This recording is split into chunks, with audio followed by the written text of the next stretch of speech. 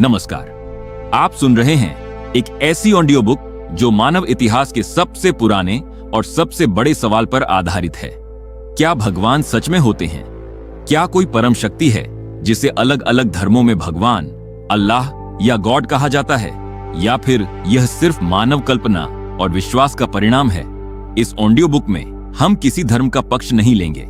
हम केवल 3 स्रोतों को देखेंगे, इतिहास, विज्ञान, दर्शन, और इन तीनों के आधार पर समझने की कोशिश करेंगे कि ईश्वर के अस्तित्व का प्रश्न आखिर इतना जटिल क्यों है। चैप्टर 1, ईश्वर की अवधारणा कहां से आई?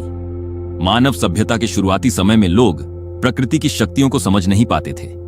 बिजली, तूफान, बारिश, भूकंप और सूरज का उगना, ये सब रहस्यमय घटनाएं थीं। इतिहासकारों के अनुसार लगभग 50,000 से 1 लाख वर्ष पहले मानव समाज में धार्मिक विश्वासों की शुरुआत हुई। पुरातत्व में मिले प्राचीन कब्रों और धार्मिक प्रतीकों से यह पता चलता है कि उस समय के लोग किसी अदृश्य शक्ति में विश्वास करते थे। धीरे धीरे अलग अलग सभ्यताओं में अलग अलग देवताओं की कल्पना हुई।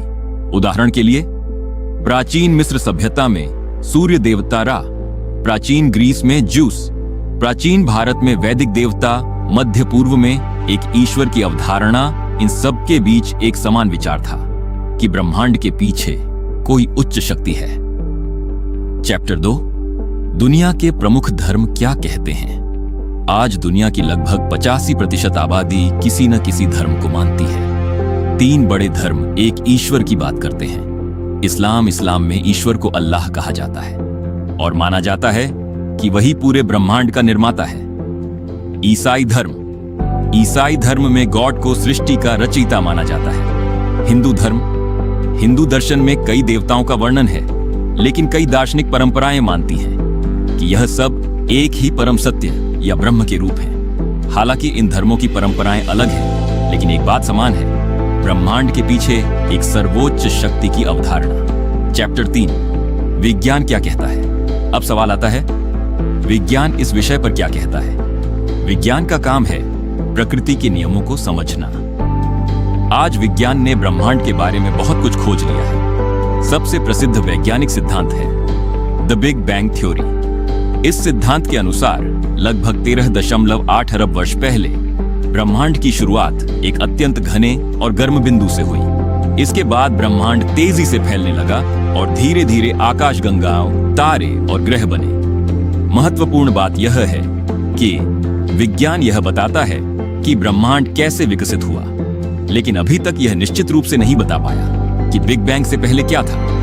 यही वह जगह है जहां कई लोग ईश्वर की संभावना की बात करते हैं, लेकिन विज्ञान के पास अभी इसका कोई प्रमाण नहीं है। चैप्टर 4, वैज्ञानिकों की राय। इतिहास में कई प्रसिद्ध वैज्ञानिकों ने इस विषय पर विचार किया है। उदाहरण के लिए अल्बर्ट आइंस्टीन, उन्होंने पारंपरिक व्यक्तिगत भगवान में विश्वास नहीं किया, लेकिन उन्होंने कहा कि ब्रह्मांड के नियमों में एक गहरा रहस्य और व्यवस्था दिखाई देती है। दूसरी ओर स्टीफन हॉकिंग का मानना था कि ब्रह्मांड के निर्माण को समझाने के लिए ईश्वर की आवश्यकता नहीं है। इससे यह स्पष्ट होता है कि वैज्ञानिक समुदाय में भी इस विषय पर अलग अलग विचार हैं। चैप्टर 5, दर्शन का दृष्टिकोण। दर्शन शास्त्र में ईश्वर के अस्तित्व के बारे में कई तर्क दिए गए हैं। एक प्रसिद्ध तर्क है कॉस्मोलॉजिकल आर्ग्यूमेंट। इस तर्क के अनुसार हर चीज का कोई कारण होता है, तो फिर ब्रह्मांड का भी कोई कारण होना चाहिए।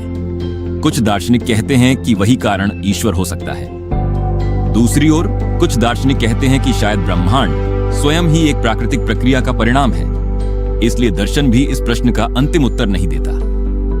चैप्टर 6, नास्तिक, आस्तिक और अज्ञेयवादी। आज दुनिया में लोग इस विषय पर 3 मुख्य विचारों में बटे हुए हैं। आस्तिक, थेइस्ट, जो मानते हैं कि ईश्वर का अस्तित्व है। नास्तिक, एथिस्ट, जो मानते हैं कि ईश्वर नहीं है। अज्ञेयवादी, एग्नोस्टिक, जो कहते हैं कि ईश्वर के अस्तित्व को साबित करना या नकारना अभी संभव नहीं है। इन तीनों दृष्टिकोणों के अपने अपने तर्क और विचार हैं। कंक्लूजन। अब हम इस प्रश्न पर वापस आते हैं, क्या भगवान सच में होते हैं?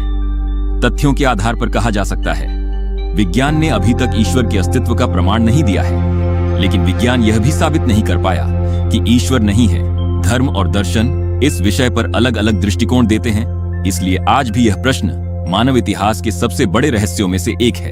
शायद भविष्य में विज्ञान और अधिक खोज करेगा, शायद हम ब्रह्मांड को और गहराई से समझ पाएंगे। लेकिन फिलहाल ईश्वर का प्रश्न विज्ञान, दर्शन और व्यक्तिगत विश्वास के बीच खड़ा हुआ एक खुला प्रश्न है।